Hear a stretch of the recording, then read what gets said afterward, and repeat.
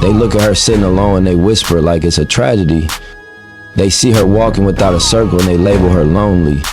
They see the empty seats around her and think it means she has no value. But what they don't understand is this solitude ain't weakness, it's training.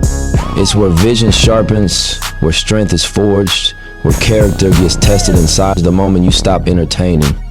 But legacy? Legacy is quiet. Legacy is patient.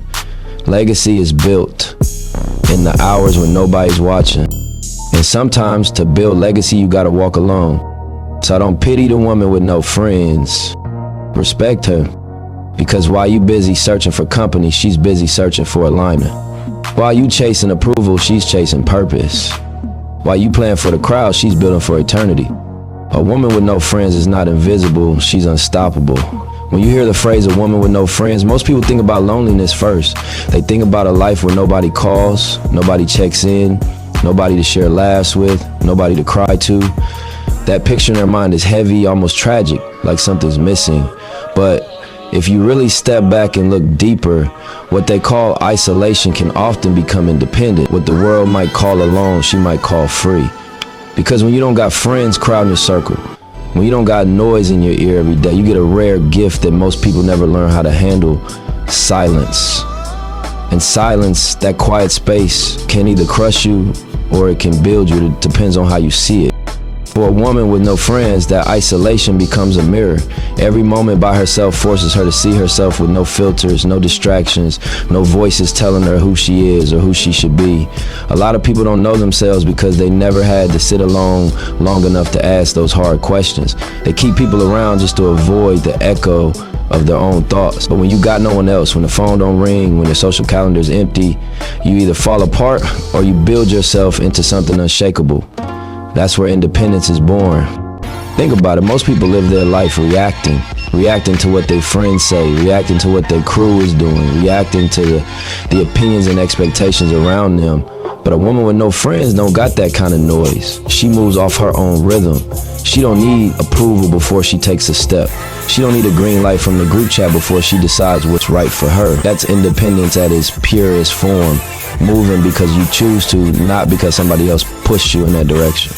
But here's the part that's deeper. Society don't always respect that kind of independence, especially in women. They try to label it as cold, antisocial, bitter.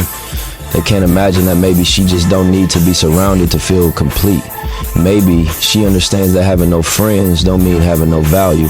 It means she values her peace more than she values popularity. And when a woman gets comfortable enough to stand on her own, that's when people start paying attention. Because truth is, most can't handle it. The difference between isolation and independence is mindset. Isolation is when you feel trapped in your solitude, when you're waiting on someone to come fill the space. Independence is when you take that same solitude and turn it into fuel. It's when you say, I got me, I trust me, I believe in me, I move with me. That's not a punishment, that's power. Because once you learn how to survive and thrive without the constant company of others, you stop being afraid of being left out, you stop being afraid of being abandoned.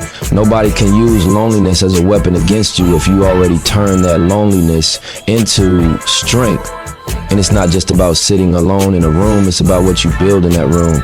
A woman with no friends often finds herself pouring energy into her vision, into her craft, into her goals. She got hours of focus that somebody else might waste gossiping or chasing validation. She can take the pain of not having people around and turn it into productivity, into wisdom, into art. That's how legacies are built. Some of the strongest people didn't rise because they had a crew holding them down. They rose because they had nobody and they had to figure it out with nothing but their own drive. When you depend on friends too much, you depend on borrowed energy, and borrowed energy runs out. But when you learn to pull from yourself, when you teach yourself discipline, when you master your own space, that's a battery nobody can drain. That's why what the world sees as isolation can actually be the birth of independence. Because once she learns she don't need a circle to keep her standing, she becomes unstoppable. She can still welcome people, she can still love, she can still connect, but it won't be out of desperation, it'll be out of choice. She chooses who enters her space, not because she needs them to survive, but because she wants them to be part of what she's already built. The beauty of a woman with no friends is that she redefines what strength looks like. Strength don't always come with a crowd cheering you on. Sometimes strength comes in the silence of your own apartment. The late night talks with yourself, the moments where you break down and then wipe your own tears because there's nobody else around to do it. That independence becomes like armor. Not a cold armor that shuts people out, but sacred armor that keeps her grounded, keeps her whole. So when people say she got no friends, they might think it's an insult, they might think it's a weakness, but if you really look close, that's often the foundation of her independence. She's learning lessons in silence that the loudest, most surrounded people never will. She's not weighed down by the expectations of a circle. She's not distracted by the noise of unnecessary voices. She's free to design her life on her own terms. And that freedom, that independence, is more valuable than any crowd she could ever chase. Strength in solitude is one of those lessons life teaches you when you don't have the comfort of a crowd to lean on. For a woman with no friends, solitude is not just an occasional visitor, it becomes a permanent roommate. And while that might sound heavy to some, it carries a hidden advantage that only a few people in this world ever get to taste. Solitude is where strength is born, because when you're left alone, you find out real quick whether you can carry your own weight or not. You see, the world is noisy, full of distractions, full of opinions, full of people telling you how to move and what to think. But solitude strips all that away. It leaves you with nothing but yourself. And in that silence, you either fold or you grow muscle you didn't even know you had. When a woman spends time in solitude, she starts to hear her own voice clearly. Not the voice her family told her to have, not the voice her friends shaped for her, but her voice. That's powerful because most people live their entire lives with the volume of their own soul turned down low. They keep the TV on, the music loud, the phone buzzing, the conversations constant because they don't want to face themselves. But when solitude is forced on you, you got no choice. You have to sit there and deal with your own reflection, your own mistakes, your own dreams, your own doubts. That's where strength gets built, not in the spotlight, but in the quiet corners where nobody's watching. Solitude is a gym for the mind and the spirit. Every moment alone is like lifting weights, not on your body, but on your soul. It tests your patience, it tests your discipline, it tests your ability to keep believing when there's nobody clapping for you. Imagine training for a marathon with no crowd on the sidelines, no coach cheering you on, no teammate running next to you, just you and the road. That's what solitude feels like. And if you can run that race, if you can train in silence with no applause, you build a strength that can't be taken from you. Because when the applause finally comes, it won't define you. You'll know you already had it in you before anybody else noticed.